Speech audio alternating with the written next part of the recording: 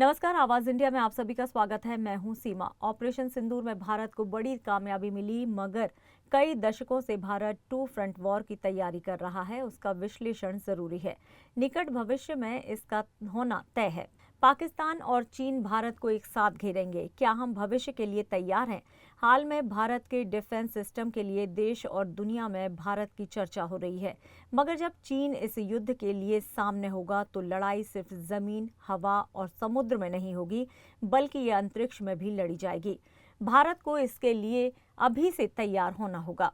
सबसे बड़ी बात है, अपनी सुरक्षा को लेकर खड़ा होता है और दुनिया में सबसे भरोसेमंद एक ही विकल्प है और हम उस देश और सिस्टम पर भरोसा कर सकते हैं। तो चलिए देखते हैं एक और सच। S-500 क्यों है जरूरी? ये S-500 है सिर्फ एक सिस्टम नहीं, बल्कि भारत की सुरक्षा का भविष्य है। जहां S-400 की ताकत दुनिया मानती है, वहीं S-500 दुश्मन के सपनों को भी तबाह कर सकता है। रूस का यह हथियार अब भारत के दरवाजे पर है। सवाल है, क्या भारत तैयार है इसे अपनाने के लिए? S-400 और S-500। S-400 रेंज 400 किलोमीटर, जबकि S-500 की रेंज 600 किलोमीटर है। एक्टिवेशन टाइम 10 सेकेंड और 4 सेकेंड।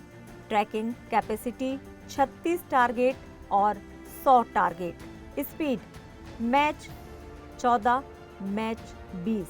AI टेक्नोलॉजी सीमित, जबकि S-500 की पूरी तरह से इंटीग्रेटेड।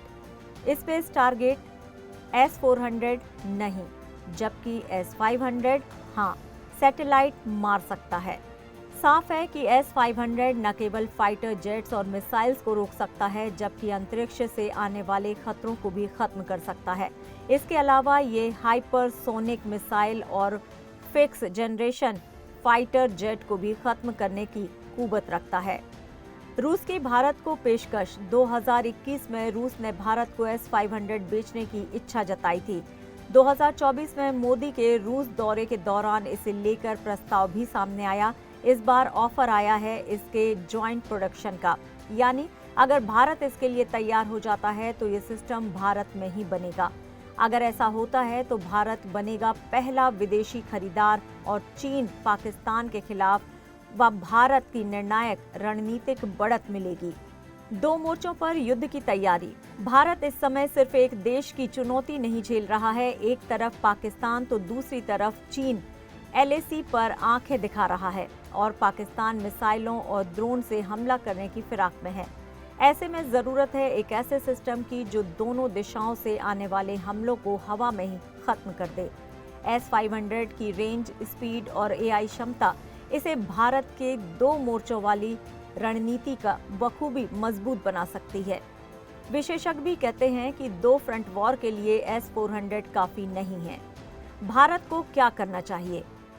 भारत के पास अभी 3 S-400 यूनिट हैं, 2 और आने बाकी हैं, मगर hypersonic missiles, stealth fighter jet और सैटेलाइट वॉर की दुनिया में S-500 एक क्रांतिकारी कदम हो सकता है। दिल्ली और मुंबई जैसे शहरों की सुरक्षा के लिए S-500 जरूरी है।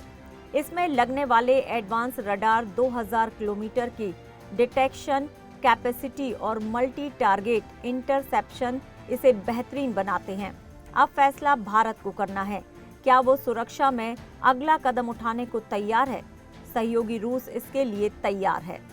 अगर भारत S-500 की डील करता है तो ये न केवल एक तकनीकी अपग्रेड होगा, बल्कि एक रणनीतिक मैसेज भी होगा कि भारत अब हर खतरे से निपटने के लिए तैयार है, क्योंकि भविष्य की जंग सिर्फ जमीन पर नहीं, बल्कि आसमान और अंतरिक्ष में भी लड़ी जाएगी। आवाज इंडिया की रिपोर्ट।